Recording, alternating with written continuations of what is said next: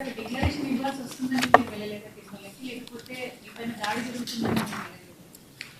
మాదిరిగా అందరికీ నోటీసులు ఇచ్చి ఈ మాదిరిగా నోటీసులలో వాళ్ళు రాసినది కూడా నేను చదివి వినిపించా కదమ్మా. ఏమని రాసినారు ఈ నోటీసులో? వాళ్ళు రాసినది 27/9/24 తేదీన రాజశ్రీ మాజీ ముఖ్యమంత్రి వర్యులు శ్రీ వైఎస్ జగన్మోహన్ రెడ్డి గారు తిరుమల తిరుపతి సందర్శన ఉన్నందున సదరు కార్యక్రమానికి అనుమతి లేనందున మీ ఆధ్వర్యంలో కార్యకర్తలతో మరియు మీ సొంత వాహనాలతో బయలుదేరి తిరుపతికి చేరుకొని వారు నిర్వహించే కార్యక్రమంలో పాల్గొంటారని సమాచారం. కావున అనుమతి లేని పైన తెలిపిన కార్యక్రమం యందు పాల్గొనటం చట్టరీత్యా వ్యతిరేకమని తెలియచేస్తూ ఇస్తున్న notice. What these notices are? Now you tell me. ఒకవైపున మా వాళ్ళందరినీ ఈ మాదిరిగా అందరికీ నోటీసులు ఇస్తున్నారు, చట్ట వ్యతిరేక కార్యక్రమం కింద కేసులు పెడతామని అంటున్నారు, చట్ట వ్యతిరేక పని చట్ట వ్యతిరేక కార్యక్రమం అని చెప్తా ఉన్నారు. మరోవైపున పక్క రాష్ట్రం నుంచి బీజేపీ వాళ్ళని కూడా అక్కడ పిలుచుకొని వచ్చి వాళ్ళు లా అండ్ ఆర్డర్గా గొడవలు క్రియేట్ చేయడం కోసం, రిలీజియస్గా ఒక టాపిక్ డైవర్ట్ చేయడం కోసం చంద్రబాబు నాయుడు చేసిన తప్పును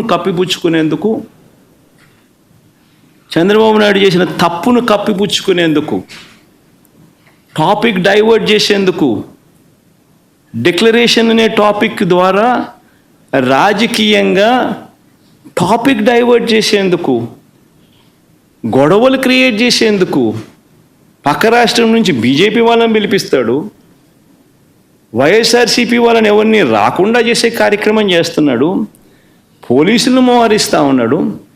నేను అక్కడికి వెళ్ళి ఈ టాపిక్ డైవర్ట్ అయ్యేట్టుగా చెయ్యడం ఇష్టం లేక, వెంకటేశ్వర స్వామిని ప్రేమించే వ్యక్తిగా, గౌరవించే వ్యక్తిగా టాపిక్ డైవర్ట్ కాకూడదు అనే ఉద్దేశంతో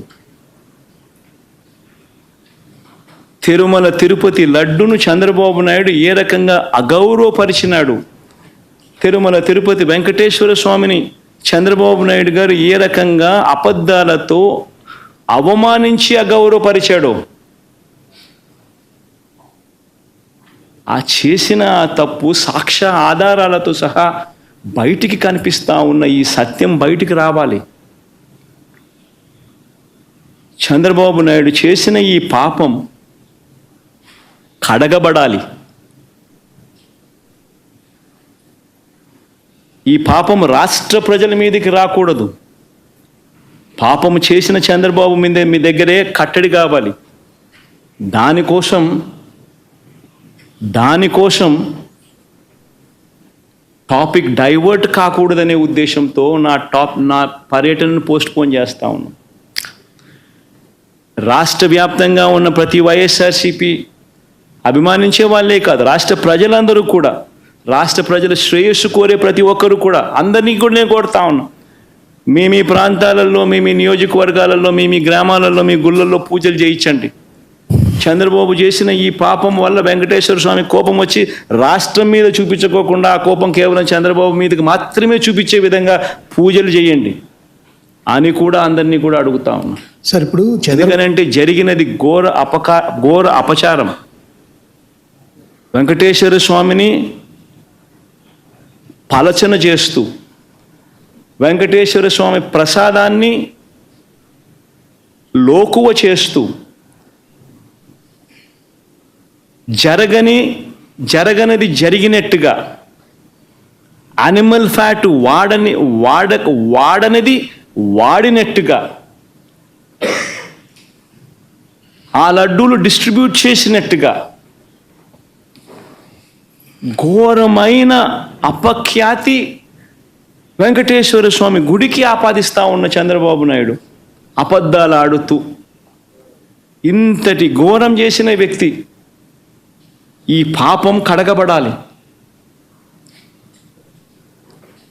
దానికోసం నేను రాష్ట్ర వ్యాప్తంగా నేను గుడులకు పోకపోయినా పర్వాలా, రాష్ట్రంలో ఉన్న ప్రతి మారుమూల ఉన్న గుళ్ళల్లో కూడా పూజలు నిర్వహించమని చెప్పి అందరికీ కోరుతా ఉన్న ప్రజలకు వైఎస్ఆర్సీపీ అభిమానులకు అందరికీ కూడా ఆ పాపం వెంకటేశ్వర స్వామి కోపం రాష్ట్రం మీద, రాష్ట్ర ప్రజల మీదకి రాకుండా కేవలం పాపం చేసిన చంద్రబాబు నాయుడు వద్దనే అది కట్టడయ్యేట్టుగా దీనికోసం సార్ చంద్రబాబు కుట్ర చేశారు మీకు వ్యతిరేకంగా మిమ్మల్ని డిఫేమ్ చేయడానికని మీరు ప్రధానమంత్రి గారికి లెటర్ రాశారు. దాదాపు లాస్ట్ శుక్రవారం రాశారు. ఇప్పటి వరకు ఏమి రెస్పాండ్ కాలేదు.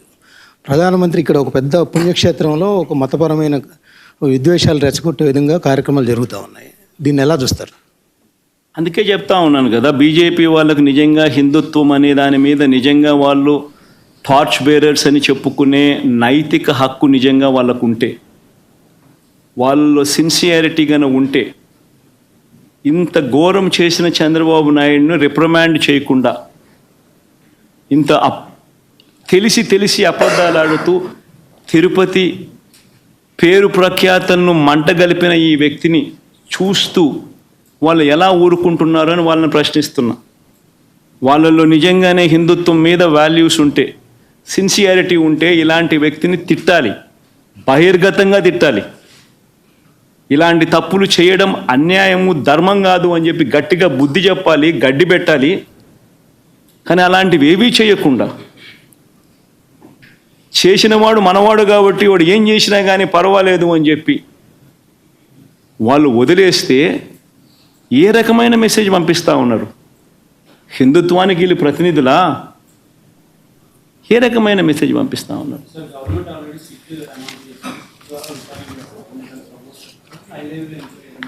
ఇంతకుముందే చెప్పే కదా దుర్గా, అసలు సిట్ అనేది ఏమిటి? కళ్ళు ఎదుటే కనిపిస్తూ ఉన్నాయి సాక్ష్యాలు, ఆధారాలు. ఆయనే తప్పు చేస్తాడు, ఆయన చేతుల్లో ఉన్న అధికారులతో సిట్టేస్తాడు. అది ఏ రకంగా ఆ సిట్టు వల్ల న్యాయం జరుగుతుంది? కంటికి కనపడతా ఉన్న సత్యాలు ఇవన్నీ కూడా, తప్పు చేసినాడని కనిపిస్తూ ఉన్న సత్యాలు కూడా. ఇవన్నీ నేను చెప్పినటువన్నీ కూడా వాళ్ళ ఈవో ఇచ్చిన స్టేట్మెంట్లు కానీ, వాళ్ళ ఈవో ఇచ్చిన వాళ్ళ రిపోర్టు కానీ, ఇవన్నీ ఏంటివి? కళ్ళ ఎదుటే కనిపిస్తా ఉన్న సాక్ష్యాలు. ఇంకా సిట్ ఏంది, ఇంకోటి ఏంది, మన్నేంది? కంటికి కనపడడం లేదా? చంద్రబాబు నాయుడు అబద్ధం అన్నట్టు, చంద్రబాబు నాయుడు అన్యాయం చేసినట్టు. చంద్రబాబు నాయుడుకి ఇప్పుడు జరగాల్సింది ఏమిటి అని అంటే, ఇలాంటి ఘోరమైన తప్పులు చేయకుండా తిట్టుబడాలి. మతాన్ని, దేవుడిని రాజకీయాల్లోకి తీసుకొని రాకూడదు అన్న బుద్ధి జ్ఞానం చంద్రబాబు నాయుడుకు పడాలి. అది సుప్రీంకోర్టుల దగ్గర నుంచి పడాలి, ప్రధానమంత్రుల దగ్గర నుంచి పడాలి.